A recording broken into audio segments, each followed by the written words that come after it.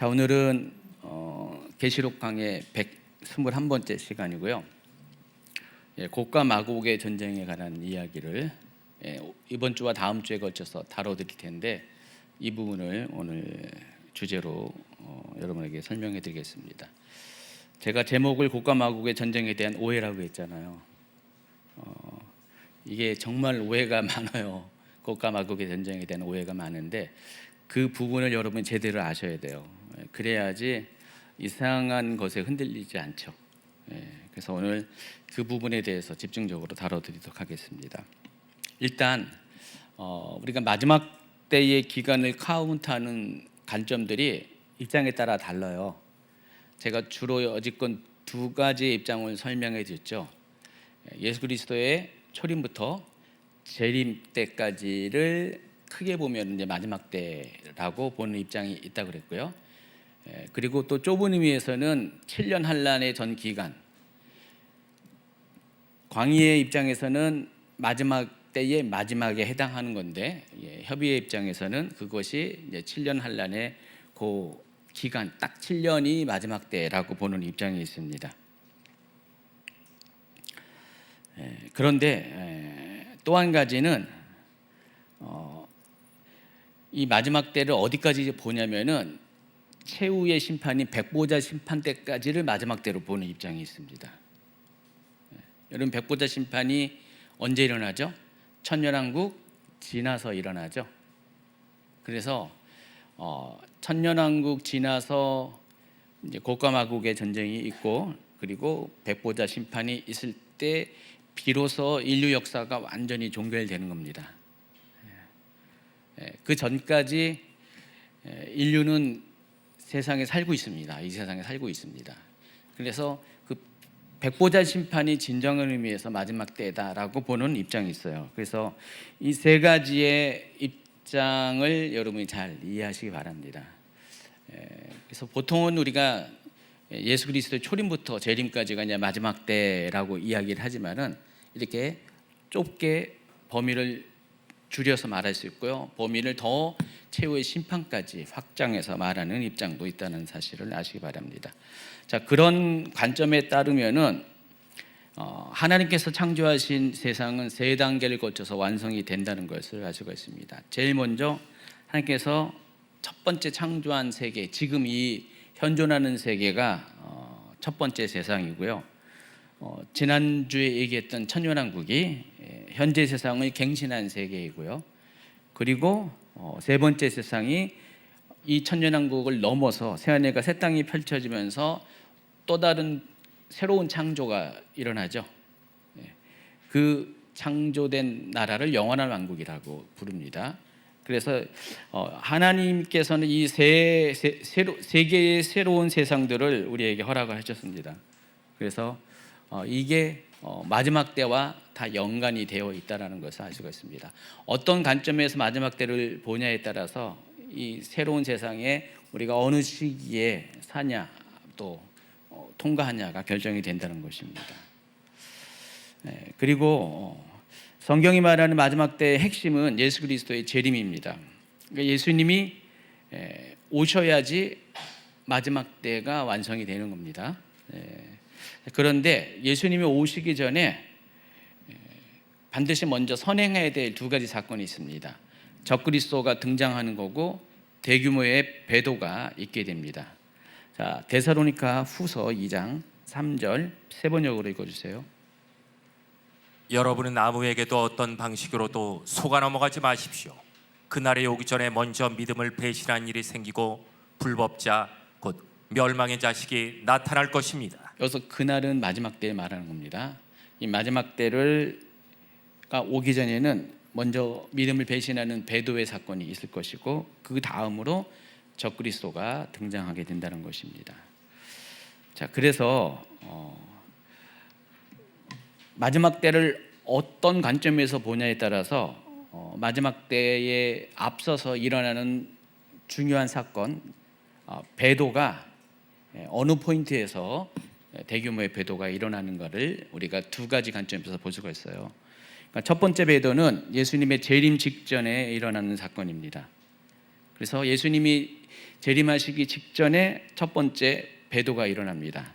그리고 이때 아마겟돈 전쟁이 벌어지고 이 전쟁의 결과 악의 세력, 곧 배도한 세력들은 심판을 받고 이로써 첫 번째 엔타임이 마무리가 됩니다.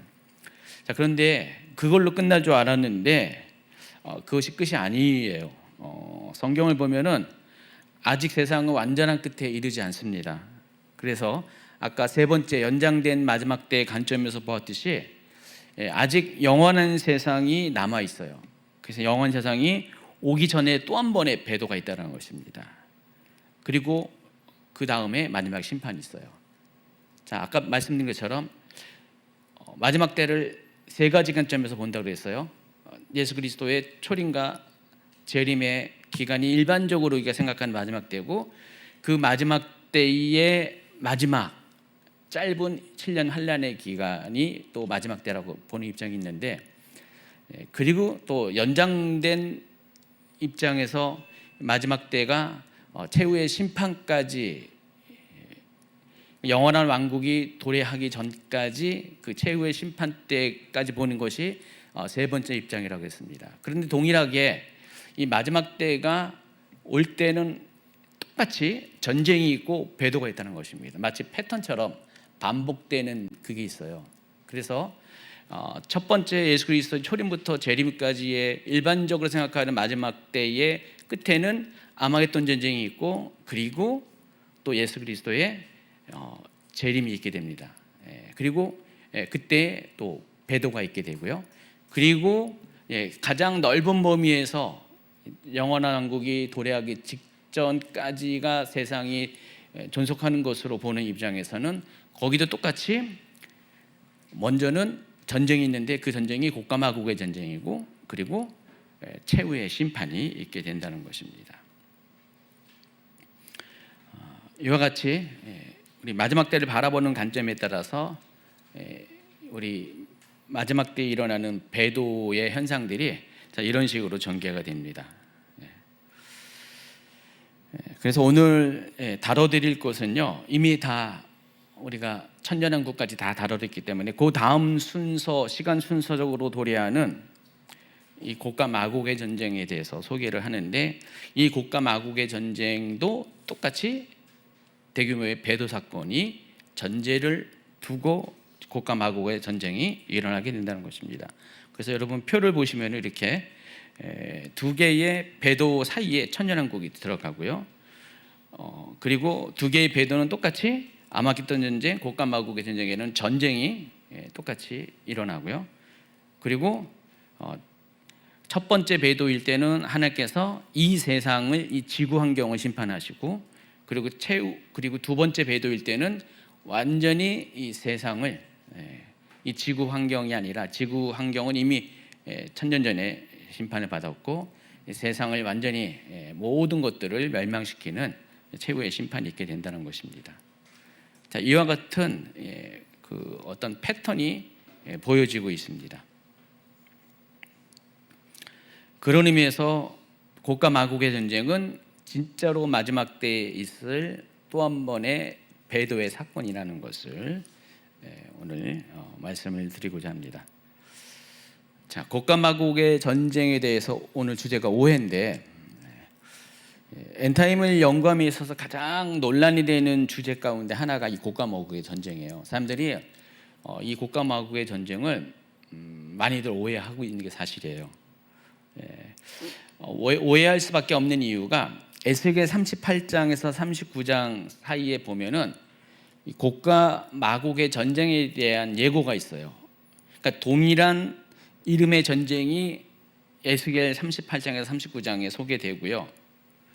그리고 오늘 다뤄드리는 계시록 20장 7절부터 9절까지의 또 곡과 마곡의 전쟁을 이야기하고 있습니다. 그래서 많은 분들이 첫 번째 잘못되게 생각하는 오해는 이 에스겔 38장 39장에 나오는 이 곡과 마곡의 전쟁과 계시록 20장 7절부터 9절 나오는 곡과 마곡의 전쟁을 같은 전쟁으로 이해를 한다는 것입니다.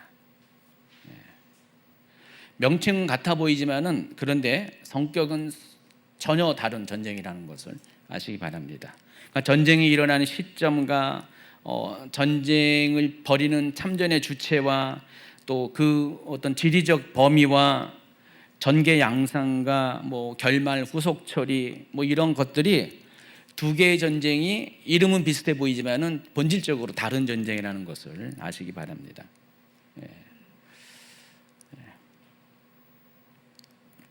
그래서 에스겔의 관점에서 곡과 마곡의 전쟁은 어떤 전쟁인지를 에스겔 38장 2절 읽도록 하겠습니다. 너는 인자야, 너는 마곡 땅에 있는 루스와 메섹과 두바랑 곧 고게게로 얼굴을 향하고 그에게 예언하여. 여기 보면은 계시록 에스겔 38장은 마곡이라는 지리적인 명칭을 사용하고요. 또 곡이라고 하는 어떤 사람의 인명을 소개를 하고 있습니다. 그래서 이 마곡과 곡은요, 정확하게 지명과 인명이 나온 것입니다. 그래서 에스겔은요, 이 곡과 마곡의 전쟁을 이해할 때 지정학적인 배경과 역사관이 아주 명확한 그런 전쟁으로 소개를 합니다.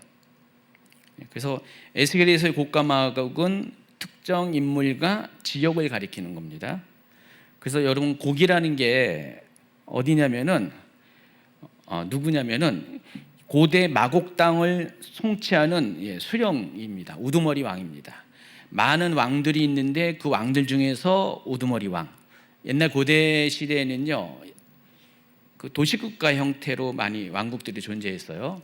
그리고 그 왕국들을 또 주관하는 우두머리 왕이 있었습니다. 바로 곡은 바로 그 마곡 지역에 있는 많은 왕들을 지배하는 그 사람의 이름, 실제 사람의 이름일 수 있고요. 또 그와 같은 포지션에 있는 소위 말하는 보자명. 여러분 보자명이 뭔지 아시죠?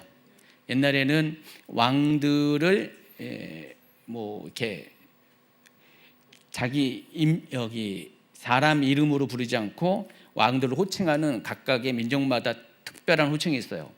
가령 이집트는 뭐라고 불렀습니까? 왕을? 파라오라고 불렀어요. 그리고 그 창세기에 보면은 창세기 보면은 갑자기 생각이 안 나는데 그 지역이 이삭과 아브라함이 갑자기 또 생각이 안 나네. 아비멜렉 아비멜렉도 사람 이름이 아니라 그 지역을 통치하는 왕의 이름입니다. 그래서 100년의 시간차가 있음에도 똑같이 아비멜렉 앞에 아브람 때도 아비멜렉이라고 그랬고 그 뒤에 100년 후에 이삭 때도 아비멜렉을 불렀잖아요. 그게 사람 이름이 아니라 그 지역을 통치하는 왕의 이름이 그렇다는 것입니다. 자, 그와 같은 의미에서 이 곡도 보자명의 가능성이 많다라는 것입니다. 이 마곡 지역을 통치하는 그 지역의 우두머리 왕을 가리켜서 곡이라고 불렀을 가능성이 있다는 것입니다. 그래서 이 마곡은요, 구체적으로 말하면 로스, 메섹, 두발이 포함된 구역을 지칭하는 지리적인 개념입니다. 네? 저기 그쪽 마곡이 아니라 저 강서구 마곡이 아니라 고대 이스라엘을 기점으로 북쪽에 있는 지역에 로스라는 땅이 있고 메섹이라는 땅이 있고 두발이라는 땅이 있는데 이 전체를 통칭하는 이름이 마곡이고 그 지역을 다스리는 왕이 뭐라고요? 곡이라는 것입니다. 이렇게 에스겔은요, 이 곡과 마곡을 아주 명확하게 지리적으로 또 어떤 특정 인물로 보는 관점을 갖고 있습니다. 그래서 에스겔이 말한 이 곡과 마곡의 전쟁은요, 먼 훗날 이스라엘이 다시 나라를 회복하게 되는데 지금 에스겔은 어느 시대에 살고 있었습니까? 에스겔은 지금 이스라엘이 유다가 멸망을 할 때 그때 선지자였습니다. 제사장 출신의 선지자예요. 그래서 그 에스겔이 기록된 내용을 보면 뒷장에 이제 38장과 39장 뒤로 가면은 40장에 가면은 회복될 성전에 관한 이야기가 거기 나옵니다. 그래서 성전은 회파가 됐어요. 성전은 무너졌습니다. 이 무너진 성전이 에스겔 40장 넘어가면은 새롭게 복원이 되는데, 근데 그 에스겔 성전은 역사적으로 복원됐습니까? 복원이 안 됐어요. 그냥 어떤 예고적인 이야기만 나왔어요. 그런 것처럼 이 곡과 마곡의 전쟁도 에스겔이 예언을 하긴 했지만은 실제 역사 가운데 일어나지는 않았어요. 이 전쟁이요. 근데 이런 전쟁이 있을 것이다라고 에스겔이 예언을 한 겁니다. 이런 성전이 다시 회복될 것이다라고 또 40장부터 48장까지 예언을 한 것처럼 에스겔은 지금 미래에 일어날 일들에 대해서 예언을 하고 있어요. 자, 그 부분에 있어서 곡과 마곡은 실제적인 어떤 지리적이고 또 특정 인물을 가리키는 명칭이라는 것입니다. 자, 에스겔서 38장 16절 또 39장 7절 읽어주세요. 구름이 땅을 덮은 같이 내 백성 이스라엘을 치러 오리라. 고가 끝날에 내가 너를 이끌어다가 내 땅을 치게 하리니 이는 내가 너로 말미암아 이방 사람의 눈앞에서 내 거룩함을 나타내어 그들이 다 나를 알게 하려 함이라. 내가 내 거룩한 이름을 내 백성 이스라엘 가운데에 알게 하여 다시는 내 거룩한 이름을 더럽히지 아니하게 하리니 내가 여호와 곧 이스라엘의 거룩한 자인 줄을 민족들이 알리라. 자, 이 내용을 잘 살펴보면은 하나님께서 곡을 사용해서 이스라엘 백성들을 침공을 할 것이다라는 예언을 하고 있습니다. 근데 그 침공의 목적은 뭐예요? 이는 내가 너로 말미암아 이방 사람의 눈앞에서 내 거룩함을 나타내고 그들이 다 나를 알게 하려 함이다라고 그랬습니다. 그러니까 하나님께서 이 곡과 마곡의 전쟁을 통해서 하나님의 존귀함과 거룩함을 드러내는 통로로 사용할 건데, 그 사용되는 그 통로가 바로 마곡 땅에 있는 곡이라는 것입니다. 지금 곡이라는 한 인물한테 이야기를 하고 있는 거예요. 38장 16절은 고가 하면서 말하는 게 그 지역을 마곡 땅을 다스리는 왕에게 지금 이렇게 예언을 하고 있는 것입니다. 자, 그래서 39장 9절부터 또 보면은요, 이 에스겔은 전쟁이 끝난 후에 북방 연합군들, 아까 이야기했던 그 마곡 지역에 있는 로스, 메섹, 두발, 이 연합군들이 쓰던 무기를 7년 동안 불태워서 연료로 사용하고 죽은 군사들을 7달 동안 매장하는 현실적인 이야기들이 기록이 되어 있어요. 자, 39장 9절부터 12절. 이스라엘 성읍들에 거주하는 자가 나가서 그들의 무기를 불태워 사르되 큰 방패와 작은 방패와 활과 화살과 몽둥이와 창을 가지고 7해 동안 불태우리라. 이같이 그 무기로 불을 피울 것이므로 그들이 들에서 나무를 주워오지 아니하며 숲에서 벌목하지 아니하겠고 전에 자기에게서 약탈하던 자의 것을 약탈하며 전에 자기에게서 늑탈하던 자의 것을 늑탈하리라. 주 여호와의 말씀이니라. 그날에 내가 곡을 위하여 이스라엘 땅 곧 바다 동쪽 사람이 통행하는 골짜기를 매장지로 주리니 통행하던 길이 막힐 것이라. 사람이 거기에서 곡과 그 모든 무리를 매장하고 그 이름을 하몬곡의 골짜기라 일컬으리라. 이스라엘 족속이 7달 동안에 그들을 매장하여 그 땅을 청결하게 할 것이라. 여기 보시면은 전쟁이 결국 누가 승리합니까? 이스라엘이 승리하게 되죠. 전쟁은 이런 양상으로 펼쳐지게 될 것이다. 근데 무려 7년 동안을 그 고개 군대가 가지고 있었던 무기를 불태워서 그들이 연료로 사용하고 이스라엘 민족이, 그리고 그때 그 전쟁에서 죽은 그 모든 무리를 매장하는 데만 해도 7달이 걸린다라고 이야기하고 있습니다. 그만큼 이 곡과 마곡의 전쟁은 굉장히 큰 규모의 전쟁이라는 것을 예고를 하고 있습니다. 자, 이와 같이 에스겔이 말한 곡과 마곡의 전쟁은 어떤 상징적인 개념이 아니라 실제로 이스라엘을 공격하는 나라를 가리키는 실제적인 예언이라는 것입니다.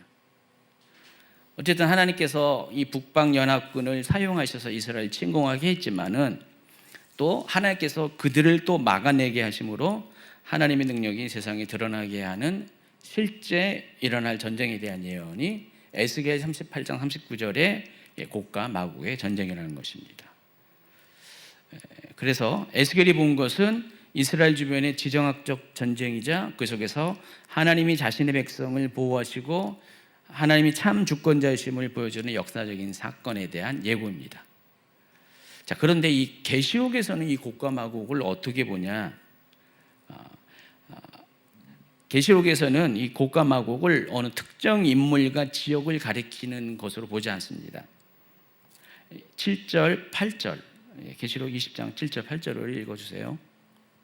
천년이 끝나면 사탄은 옥에서 풀려나서 땅의 사방에 있는 민족들 곧 곡과 마곡을 미혹하려고 나아갈 것입니다. 그리고 전쟁을 하려고 그들을 모을 것인데 그들의 수는 바다의 모래와 같을 것입니다. 여기 보면은 8절에 땅의 사방에 있는 민족들이 곧 곡과 마곡이라고 이야기를 하고 있습니다.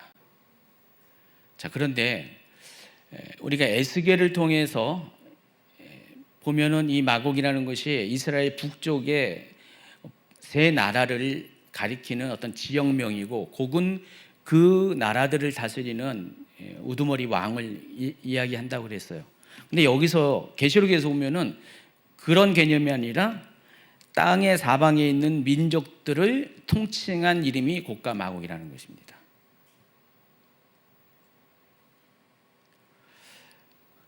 여러분이 아셔야 될 것은 이 천년왕국이 지난 다음에 일어날 이 곡과 마곡의 전쟁에서 이전에 있었던 이 지구 환경은 이미 사라지고 없어요. 그러니까 지명 자체가 예전에 그 마곡이라는 지명 자체가 없어졌다는 것입니다. 지금 저쪽 강성에 있는 마곡도 마곡에 사시죠? 예. 마곡도 원래는 다 거기 그냥 논밭 이런 데 있었던 것이잖아요. 거기를 싹 토지 정리해가지고 새로운 도시가 생겨났잖아요. 마치 그와 같이 전에 그 지역도 똑같이 마곡이라고 불렀는데 예전의 모습은 싹 사라져 버렸어요. 그리고 새로운 모습으로 확 바뀐 것처럼 이 계시록에서 말하는 이 곡과 마곡은 앞서 에스겔에서 말한 이 마곡과는 다른 곳이라는 것입니다. 이름은 똑같은데 앞전에 있는 모든 지명들은 이미 다 세상이 다 멸망하면서 다 없어졌기 때문에 앞전에 있는 그 지명과 일치되는 지역은 아니라는 것입니다. 여러분 계시록 16장 19, 20절을 한번 읽어보시면은 큰 성이 세 갈래로 갈라지고 만국의 성들도 무너지니 큰 성 바벨론이 하나님 앞에 기억하신 바 되어 그의 맹렬한 진노의 포도주 잔을 받음에 각 섬도 없어지고 산악도 간데 없더라 그랬습니다. 자, 이 장면을 보면은 일곱 번째 대접 재앙의 장면입니다. 이때 일곱 번째 마지막 대접 재앙이 임할 때 세상은 완전히 지각 변동 차원의 큰 변화가 생겨서 이전에 있는 모든 지역의 경계라는 것 자체가 사라지게 된다는 것입니다. 그리고 나서 이제 천년왕국이 도래하고 그리고 나서 곡과 마곡의 전쟁이에요. 그래서 이름은 같을지라도 지역 자체는 다른 곳이라는 사실을 아시기 바랍니다. 더군다나 이 마곡이라는 것은 지명을 말하는 게 아니라 여기서는 뭐예요? 사람들을 가리키는 총체적인 의미의 이름이에요. 원래는 곡은 마곡을 다스리는 우두머리 왕을 가리키고 마곡은 그 북방 이스라엘의 북쪽 지역의 세 지역을 가리키는 지역명인데 이 계시록에서의 곡과 마곡은 사람 이름도 아니고 지역명도 아니고 하나님 앞에 반역을 일으키는, 배도하는 사람들을 총칭하는 그런 이름이라는 것입니다. 근데 하나님께서 이렇게 곡과 마곡이라고 이야기한 이유가 있겠죠? 한마디로 이미지를 차용한 겁니다. 그러니까 에스겔에 나오는 이 곡과 마곡이라는 그 이미지를 가지고 마지막 때는 그와 같은 사람들이 한 번 더 하나님을 반역해서 대규모의 배도가 일어날 것이다. 그 이미지를 가지고 온 거예요. 그래서 더 이상 지리적 좌표를 적용해서는 안 되고 이것은 상징적이고 이미지를 차용하는 그런 이름으로 보셔야 된다는 것입니다. 그래서 이 곡과 마곡은 그리스도를 통치를 거역하는 전 인류적 배도 세력을 가리키는 상징적인 언어입니다. 그래서 이 에스겔과 계시록을 구체적으로 살펴보면은 어떤 차이점이 있는지를 우리가 이렇게 정리할 수가 있습니다. 일단 전쟁의 시점을 보면요, 에스겔은 이스라엘이 평안히 거주할 때, 이스라엘 민족이 모든 것들이 다 안정된 삶을 살고 있을 때 갑자기 북방에 있는 세 나라가, 마곡 지역에 있는 세 나라가 연합해서 이스라엘을 침공을 합니다. 그래서 이것은 어떤 명확한 역사적인 사건으로 묘사가 됩니다. 근데 계시록 20장 7절부터 9절은 천년이 참에 사탄이 옥에서 놓여지면서 벌어지는 전쟁을 의미합니다. 그래서 전쟁의 시점이 천년의 차이가 있습니다.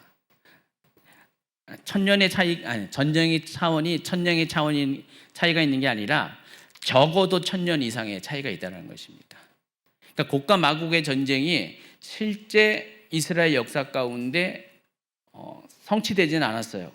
뒤에 이야기하겠지만은 어떤 부분적인 예언적인 성취는 있었고, 실제로 에스겔 38, 39장에서 말한 그대로의 문자 그대로의 전쟁의 성취는 없었어요.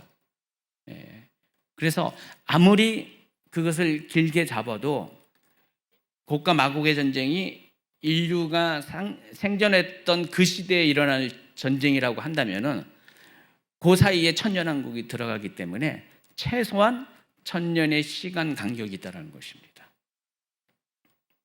이렇게 시간 차이만 봐도 두 전쟁은 완전히 다른 시점의 사건이라는 사실을 알 수가 있어요.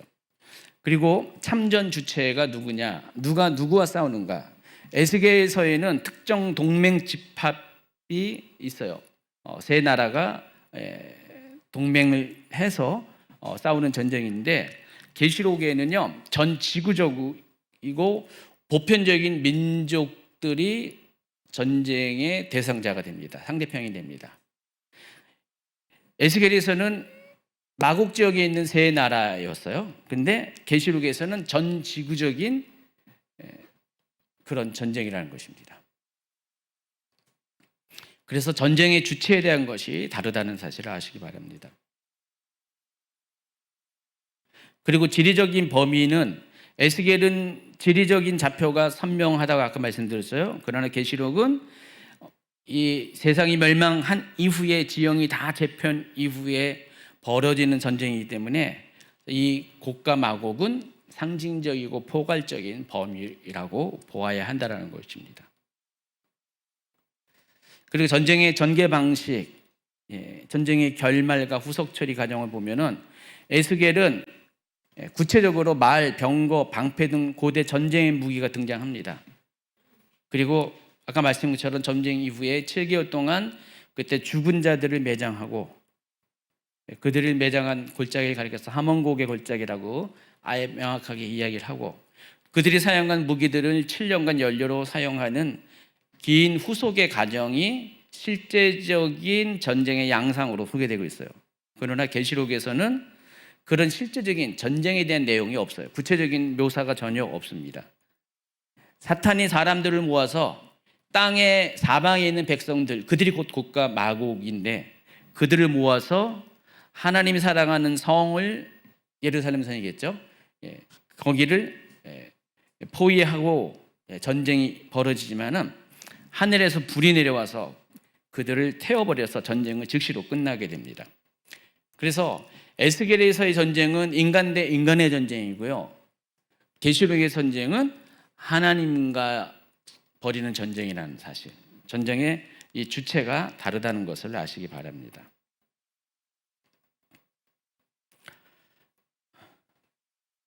전쟁의 목적과 또 신학적인 의미를 보면은 이 두 개의 전쟁은 목적 자체가 다릅니다. 에스겔은 역사 속에 있는 이런 전쟁이 있을 것이다라는 일종의 계시적인 전쟁이에요. 그러나 이 계시록에서는 이 전쟁은 이 전쟁을 통해서 세상의 역사가 완전히 종말을 맞이하는 그 선언을 목적으로 이 전쟁을 언급을 하고 있습니다.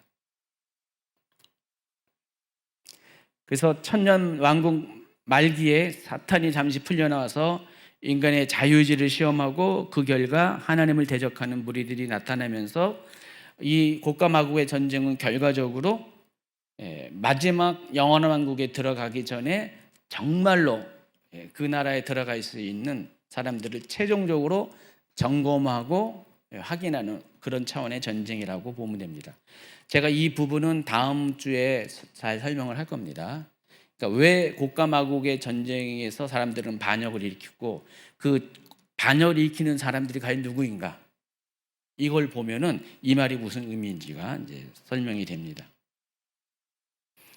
결론적으로 하나님께서는 이 동일한 이름을 사용하셔서 구약의 고가 마국이라는 이미지를 차용해서 사람들로 하여금 최후의 반역을 하게 될 때 그 심각성을 직관적으로 이해하게 하시려고 이와 같은 의도적으로 언어를 선택했다는 것입니다. 그러니까 고가 마국이라는 것은 어떤 지역도 아니고 특정 사람도 아니고 마지막 때에 하나님을 한 번 더 배도하는 그런 사람들을 고가 마국이라고 어떤 상징적인 의미로 불렀다는 것입니다. 그렇기 때문에 본질적으로 시점도 다르고 대상도 다르고 목적도 다른 이 두 전쟁을 하나로 동일시하는 해석은 성경 문맥상 맞지 않는다. 자, 그런데 두 개의 전쟁을 이 하나의 전쟁으로 오해하는 이유가 있습니다. 신학 때문에 그래요. 지난번에 제가 천년왕국 설에 대해서 5가지, 크게는 3가지, 넓게는 5가지 소개했죠. 천년왕국을 어떻게 바라보냐에 따라서 고가 마국을 바라보는 그 시선도 달라요. 그래서 이 첫 번째가 이 세대주의적 전천연선, 그보다도 이제 세대주의. 이 세대주의에서는 이 에스겔과 계시록의 전쟁을 하나의 전쟁으로 오해를 합니다. 그러니까 같은 전쟁으로 바라보는 거예요. 제가 설명했잖아요. 에스겔과 계시록의 고가 마국의 전쟁은 명칭도 차이가 있고 실은 고가 마국이라는 이름은 나오긴 나오는데 곡이라는 이름 자체는 우두머리 왕을 가리키는 거고 마곡은 어떤 지역을 가리키는 것인데 계시록은 그와 상관없이 땅의 모든 사방 백성들을 부르는 총체적인 그런 명칭이라고 말씀드렸잖아요. 이렇게 달라요. 달럼에도 불구하고 이 세대주의에서는 이 두 전쟁을 곡과 마곡이라는 하나의 전쟁으로 이해를 한다는 것이에요. 왜 그러냐면은 여러분 세대주의의 특징이 뭐죠? 문자 해석이잖아요. 그러니까 문자 그대로 적용해서 해석을 한다는 것입니다. 그래서 에스겔에서 말하는 곡과 마곡에 대한 개념을 계시록에도 문자 그대로 적용을 하다 보니까 이와 같은 오해가 발생하게 된다는 것입니다. 그래서 곡과 마곡의 전쟁을 에스겔의 곡과 마곡의 전쟁과 계시록의 곡과 마곡의 전쟁을 같은 전쟁이라고 이야기하는 사람들은 바로 세대주의를 믿는 분들이에요. 그러니까 세대주의적 전천연설은 곡과 마곡을 에스겔의 곡과 마곡을 계시록에 있는 곡과 마곡과 같은 전쟁이라고 이야기를 합니다.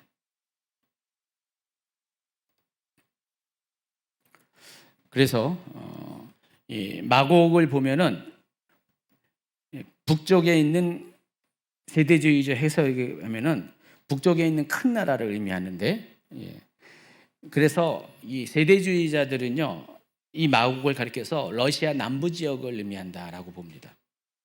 그리고 메색은 터키 중부 지역, 두발은 터키 북동부 지역, 로스는 또 이것도 러시아와 발음이 비슷하다고 해서 러시아라고 부르고요, 생각하고요. 페르시아는 오늘날 이란을 이야기하고요. 여기 또 에디오피아, 리비아, 고멜, 도갈마, 자 이런 것은 이스라엘의 주변에 중동과 아프리카에 인접한 나라들을 의미합니다. 이 모든 나라들이 에스겔서에서는 이스라엘과 전쟁을 벌인 나라들인데, 자 이 나라들이 오늘날 또 곡과 마곡의 전쟁이 벌어지게 되는데, 그 전쟁이 벌어지면 요 나라들이 이스라엘을 침범하게 될 것이다 라고 봐요. 그래서 이 세대주의 관점에서는요 이 나라들에 대해서 굉장히 예민해요. 그래서 러시아와 이란이 좀 밀접하잖아요. 반미적인 어떤 그 입장에서 굉장히 밀접하잖아요. 러시아는 또 이스라엘과 이렇게 대척점에 있는 건 아니지만은 이란은 굉장히 대척점에 있잖아요. 그와 같은 현실적인 입장들을 다 꿰어 맞춰서, 그래서 앞으로 전쟁이 일어나게 될 것이다. 마지막 때 전쟁이 일어날 것이다. 근데 이 마지막 때 일어난 전쟁이 천년왕국 뒤에 일어나는 전쟁이 아니라 에스겔에서 말한 그 곡과 마곡의 전쟁이 예수 그리스도의 재림 이전에 일어나게 될 것이다 라고 보는 게 세대주의적 관점이에요. 그러니까 지금 이 나라들이, 이스라엘을 둘러싼 주변 나라들이 어떤 반응을 보이는 거에 따라서 이 세대주의자들은 굉장히 예민하게 이제 좀 있으면 곡과 마곡의 전쟁이 일어나게 될 것이다.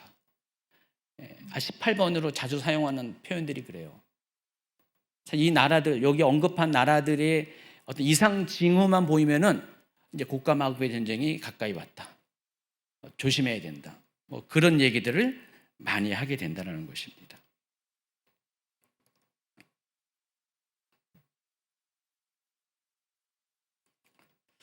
근데 이렇게 문자적으로 해석하면은 필연적인 문제가 발생할 수밖에 없는 거예요. 일단은 이 곡과 마곡의 전쟁과 계시록의 곡과 마곡의 전쟁은 시간표가 완전히 다른 거잖아요. 최소한 1000년의 차이가 있잖아요. 적어도 1000년 이상의 차이가 있는데 이 전쟁을 같은 전쟁으로 보면은 시간표가 완전히 무시가 되는 것입니다. 그러니까 세대주의 입장에서는 이 곡과 마곡의 전쟁이 그리스도의 재림 때에 일어나게 된다고, 바로 직전에 일어난다고 보아요. 그래서 우리가 살고 있는 지금 현 시대에 앞으로 장차 일어날 전쟁이다라고 보는 겁니다. 그러다 보니까 이 계시록에서 말하는 천년왕국 뒤에 있는 곡과 마곡의 전쟁과 다른 전쟁임에도 불구하고 이게 문자적으로 곡과 마곡이라는 일치점이 있다 보니까 같은 전쟁으로 밀어붙이는 거예요. 아까 말씀드린 것처럼, 그리고 이미 곡과 마곡이라는 지형과 인물 자체가 의미가 없어졌다고 했잖아요. 1급 대접 심판을 통해서 세상은 완전히 무너졌는데 지형 지물이 더 이상 이제 존재하지 않는데, 옛 지형 지물이. 근데 그럼에도 불구하고 끝까지 계속해서 곡과 마곡을 그렇게 고집을 한다는 것입니다. 그래서 이와 같은 방식의 세대주의적 해석은요 심각한 오류를 가지고 있어요. 그래서 여러분 아마 에스겔 38장과 39장을 엄청 많이 들어보면서 여러분 또 헷갈렸을 것 같아요. 사람들이 워낙에 38장, 39장을 가지고 곡과 마곡의 전쟁이 임박성에 대해서 말을 하기 때문에 여러분 아마 잘 모르니까 이제 곧 곡과 마곡의 전쟁이 일어나는 거 아니야 하면서 약간의 두려움도 갖고 시대적인 어떤 임박성도 느끼고 아마 그랬을 것 같아요. 그러나 에스겔에서 말한 곡과 마곡의 전쟁과 계시록에 말한 곡과 마곡의 전쟁은 결코 같은 전쟁이 아니라 완전히 전혀 다른 전쟁이라는 사실을 아시기 바랍니다. 또 두 번째 오해는 무천년주의예요. 아까 말씀드린 것처럼 세대주의는 문자적으로 성경을 이해하죠, 해석하죠. 네, 무천년주의는 성경 해석의 원칙이 뭐예요? 상징이잖아요. 알레고리식으로 성경을 해석하잖아요. 근데 이 무천년주의도 에스겔과 계시록의 전쟁을 하나의 전쟁으로 이해합니다. 특히 이 곡과 마곡의 전쟁을 어느 전쟁과 동일시하냐면 아마겟돈 전쟁이라고 부릅니다. 곡과 마곡의 전쟁을 아마겟돈 전쟁이라고 부른다는 거예요. 여러분, 아마겟돈 전쟁은 언제 일어나죠? 예수 그리스도께서 재림한 직후에 일어나죠. 아마겟돈 전쟁의 특징은 뭐예요? 진영과 진영의 전쟁이 아니라 하늘의 군대와 저 그리스도의 군대와의 전쟁이에요. 예수 그리스도가 주의하는 하늘의 군대가, 지상에 재림한 하늘의 군대가 이 땅에 있는 저 그리스도의 군대들, 또 그들을 따르는 사방 민족들과 전쟁을 일으킨 것이 아마겟돈 전쟁이에요. 그리고 아마겟돈 전쟁의 결과 그들이 패퇴하고 죽임을 당하고 사탄은 무정행에 갇히고 1000년 동안, 그리고 적그리스도와 거짓 선지자는 영원한 심판인 불못으로 던져지게 되잖아요. 이게 아마겟돈 전쟁인데, 이 무천년주의자들은 이 아마겟돈 전쟁과 곡과 마곡의 전쟁을 같은 전쟁으로 보고 있다는 것입니다. 왜 그러냐면은 무천년주의 입장에서는 1000년이라는 세월이 문자적인 1000년이 아니잖아요. 1000년이 어떤 1000년이죠? 상징적인 1000년인데, 이 1000년은 교회 시대가 1000년이라고 이야기합니다. 그러니까 지금이 천년왕국 시대라는 거예요. 그럼 이 천년왕국 시대의 끝에 뭐가 일어나요? 계시록 20장 7절, 8절, 9절은 곡과 마곡의 전쟁이 일어나잖아요.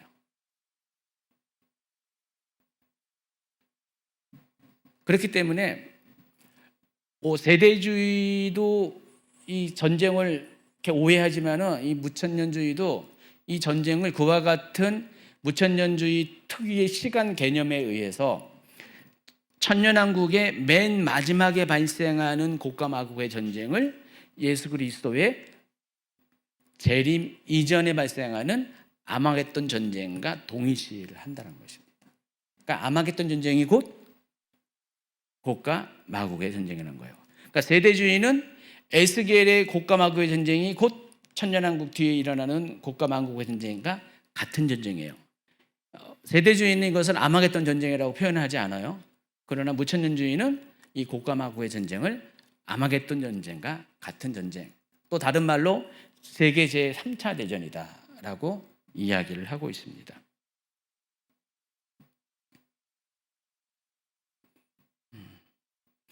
그래서 이 무천년주의도 똑같은 문제를 갖고 있어요. 성경의 시간 개념을 무시를 하게 됩니다. 성경은 분명히 1000년이 참에 사탄이 그 옥에서 놓인 다음에 전쟁이 일어나게 된다고 했는데, 무천년주의는 이 시간을, 무천년주의 자체가 1000년이라는 개념이 전체 예수 그리스도의 초림과 재림의 기간, 일반적으로 생각하니 마지막 때의 그 기간으로 보기 때문에 이 시기가 같은 그 천년왕국의 끝부분이기 때문에 이 시간 개념이 우리가 알고 있는, 성경이 말하고 있는 그 시간 개념과 완전히 다르게 보게 된다는 것입니다. 그리고 에스겔은 이스라엘 중심의 실제 전쟁에 대한 예언이에요. 그리고 계시록은 모든 민족이 그리스도를 대적하는 상징적인 전쟁입니다. 근데 이 무천년주의는 이 둘을 구분하지 않고 지명은 계시록처럼 해석하면서 시나리오는 에스겔처럼 끌어다 쓰는 혼합적인 해석을 합니다. 이 말이 뭐냐면은 무천년조의 특징은 뭐예요? 상징 해석인데 지명, 고가, 마곡은 그냥 문자 그대로 받아들이는 거예요. 세대주의처럼. 그러면서 시나리오는 또 상징적인 것으로 이야기를 한다는 것입니다. 해석 자체가 일관되지가 않는다는 거예요. 그래서 오늘날 이 고가 마곡의 전쟁은 이 두 가지 세대주의와 무천년주의의 이 고가 마곡의 전쟁에 대한 해석으로 인해서 사람들이 굉장히 헷갈려하고 그리고 이것 때문에 굉장히 예민해 있습니다. 근데 안타깝게도 오늘날 종말론에서 가장 큰 파일을 차지하는 것이 세대주의자, 전천년주의자잖아요. 그리고 무천년주의잖아요.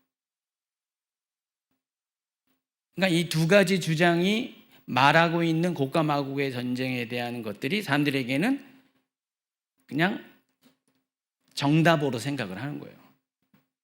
근데 여러분 살펴보면은 이거는 정말 성경의 시간 흐름과 전혀 맞지 않는 거잖아요.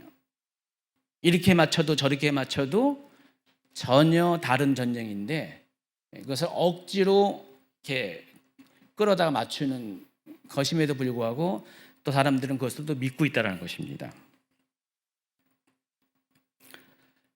많은 분들이 이런 질문을 해요. 이 고가 마곡의 전쟁은 역사 속에서 이루어졌냐? 이루어지지 않았습니다. 아까 말씀드린 것처럼 예언으로 남아 있어요. 왜 지금 이 세대주의나 무천년주의에 주장하는 이 고가 마곡의 전쟁이 문제가 되냐? 바로 역사 가운데 아직 문자적으로 성취가 안 됐기 때문에 그래요. 분명히 에스겔은 예언을 했는데 아직 성취가 안 됐어요. 안 되다 보니까 이 부분에 대해서 사람들은 성경은 다 말씀 예언이 다 이루어질 것이다라는 그런 믿음의 측면에서 고가 마곡의 전쟁은 언젠간 일어나게 될 것이다. 근데 그 언젠가가 어디냐? 세대주의는 천년왕국 뒤에 일어나는 그 고가 마곡의 전쟁과 에스겔에 있는 고가 마곡의 전쟁을 같은 전쟁으로 보고, 그리고 무천년주의는 이 아마겟돈 전쟁, 그리스도의 재림 이후에 직후에 일어나는 이 아마겟돈 전쟁을 천년왕국 뒤에 발생하는 고가 마곡의 전쟁과 같은 전쟁으로 보는 거예요. 왜냐하면 천년왕국에 대한 입장이 바로 그 교회 시대 전 기간을 무천년주의 입장에서는 그렇게 바라보기 때문에, 그래서 같은 전쟁을 다르게 상황을 설명한 거다. 그래서 이 무천년주의 입장에서는 이 뒤에 나와 있는 고가 마곡의 전쟁이 계시록에서는 자세히 설명이 되어 있지 않잖아요. 어떤 방식으로 일어날 것이다. 전쟁의 양상에 대해서 소개는 안 했는데 그것을 미리 땡겨서 소개하는 것이 계시록 19장 11절 후반부에 아마겟돈 전쟁이다라고 보는 것입니다. 이와 같이 두 개의 전쟁은 앞에 말한 에스겔의 고가 마곡의 전쟁과 또 천년왕국 뒤에 있는 고가 마곡의 전쟁은 서로 완전히 다른 전쟁임에도 불구하고 오늘날 많은 사람들이 이 전쟁을 오해를 하고 있어요. 그래서 에스겔의 전쟁이 계시록에 있는 전쟁과 같은 전쟁으로 보고, 심지어 무천년주의는 이 전쟁이 아마겟돈 전쟁을 의미한다라고 보는 입장을 갖고 있습니다. 그래서 여러분 이 사실을 여러분 정확하게 분별할 줄 아셔야 돼요. 제가 왜 천년왕국 설에 대해서 이렇게 그 전에 이렇게 자세하게 설명한지 이해가 좀 되지 않나요? 다 이와 같은 신학적인 입장 때문에 이런 식으로 고가 마곡의 전쟁을 바라보는 것도 이렇게 다른 거예요. 그래서 여러분이 천년왕국설에 대해서 정확하게 알고 있어야지 이 부분에 대해서도 여러분이 분별을 할 수가 있다는 것입니다. 마지막으로 말씀드린 것은 고가 마곡의 전쟁, 에스겔에서 말하는 고가 마곡의 전쟁과 천년왕국 뒤에 일어난 고가 마곡의 전쟁은 완전히 다른 전쟁이다. 에스겔에서 말한 이 고가 마곡의 전쟁은 아직 예언적으로 성취가 되지 않은 거예요. 근데 하나님께서는 그 전쟁의 이미지를 차용해서 장차 마지막 때에 일어나는 최후의 심판 전에 일어나는 이 곡과 마고의 전쟁을 어떤 전쟁이라는 것을 알려주기 위해서 이 곡과 마고의 전쟁이라는 같은 이름의 전쟁을 이야기한 거라는 것을 아시기 바랍니다. 그래서 최종적으로 이 곡과 마곡의 전쟁은 천년왕국 이후에 있을 최후의 반역과 심판의 예고편으로 여러분이 보아야 합니다. 이런 전쟁이 있을 것이다 라는 예고편입니다. 아직 성취되지 않았어요. 에스겔에 있는 곡과 마곡의 전쟁은 성취되지 않았지만은 이와 같은 전쟁이 천년왕국 뒤에 있게 될 것이다. 그 예고편이라고 보시면 됩니다. 자, 그래서 오늘 강의는 여기까지고요. 다음 주에는 굉장히 또 이것도 논란의 여지가 많이 있죠. 왜 곡과 마곡의 전쟁에서 사람들은 배도하는가? 또 한 번. 제가 천년왕국의 백성에 대해서 뭐라고 설명했습니까? 천년왕국의 백성은 누구죠? 네? 휴거 받아서 내려온 사람들이잖아요. 그들을 통치하는 사람들이 예수 그리스도와 순교자라고 말씀을 드렸어요. 아니 휴거 받아서 천년왕국까지 들어오는 사람들이 어떻게 또 배도를 한다, 이게 좀 말이 안 되잖아요, 그렇죠? 상식적으로.